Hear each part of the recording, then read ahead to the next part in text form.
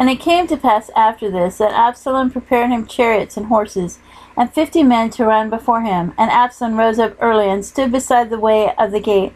And it was so, that when any man that had a controversy came to the king for judgment, then Absalom called unto him, and said, Of what city art thou? And he said, Thy servant is of one of the tribes of Israel. And Absalom said unto him, See, thy matters are good and right, but there is no man deputed of the king to hear thee. Absalom said moreover, Oh, that I were made judge in the land, that every man which hath any suit or cause might come unto me, and I would do him justice. And it was so, that when any man came nigh to him to do any obeisance, that he put forth his hand, and took him, and kissed him. And on this matter did Absalom to all Israel that came to the king for judgment. So Absalom stole the hearts of the men of Israel. And it came to pass after 40 years that Absalom said unto the king, I pray thee, let me go and pay my vow which I have vowed unto the Lord in Hebron. For thy servant vowed a vow which I abode at Geshur in Syria, saying, If the Lord shall bring me again indeed to Jerusalem, then I will serve the Lord. And the king said unto him, Go in peace. So he arose and went to Hebron. But Absalom sent spies throughout all the tribes of Israel, saying, As soon as ye hear the sound of the trumpet, then ye shall say, Absalom reigneth in Hebron. And when Absalom went 200 men out of Jerusalem that were called, and they went in their simplicity, and they knew not anything. And Absalom sent for Ahithophel, the Gilonite, David's counselor from the city, even from Gilo, when he offered sacrifices, and the conspiracy was strong, for the people increased continually with Absalom.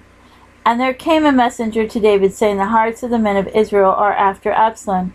And David said unto his servants that were with him at Jerusalem, Arise, and let us flee, for we shall not else escape from Absalom. Make speed to depart, lest he overtake us suddenly, and bring evil upon us, and smite the city with the edge of the sword. And the king's servants said unto the king, Behold, thy servants are ready to do whatsoever my lord the king shall appoint. And the king went forth, and all his household after him. And the king left 10 women which were concubines to keep the house. And the king went forth, and all the people after him, and tarried in a place that was afar off. And all his servants passed on beside him, and all the Cherethites, and all the Pelethites, and all the Gittites. 600 men which came after him from Gath passed on before the king.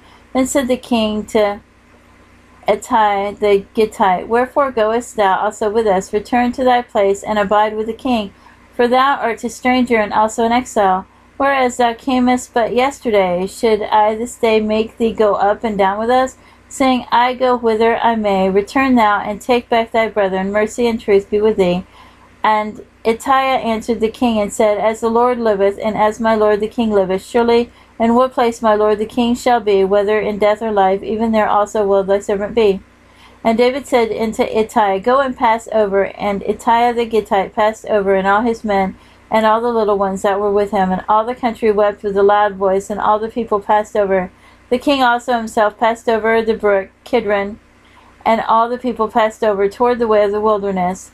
And Zadok also and all the Levites were with him, bearing the ark of the covenant of God. And they set down the ark of God, and Abiathar went up until all the people had done passing out of the city. And the king said unto Zadok, Carry back the ark of God into the city. If I shall find favor in the eyes of the Lord, he will bring me again, and show me both it and his habitation. But if he thus say, I have no delight in thee, behold, here I am, let him do to me as seemeth good unto him. The king said unto Zadok the priest, Art not thou a seer? Return into the city in peace, and your 2 sons with you, Ahimaaz thy son, and Jonathan the son of Abiathar. See, I will tarry in the plain of the wilderness, until there come word from you to certify me. Zadok therefore and Abiathar carried the ark of God again to Jerusalem, and they tarried there. And David went up by the ascent of Mount Olivet, and wept as he went up, and had his head covered, and he went barefoot. And all the people that was with him covered every man his head, and they went up, weeping as they went up. And one told David, saying, Ahithophel is among the conspirators with Absalom. And David said, O Lord, I pray thee, turn the counsel of Ahithophel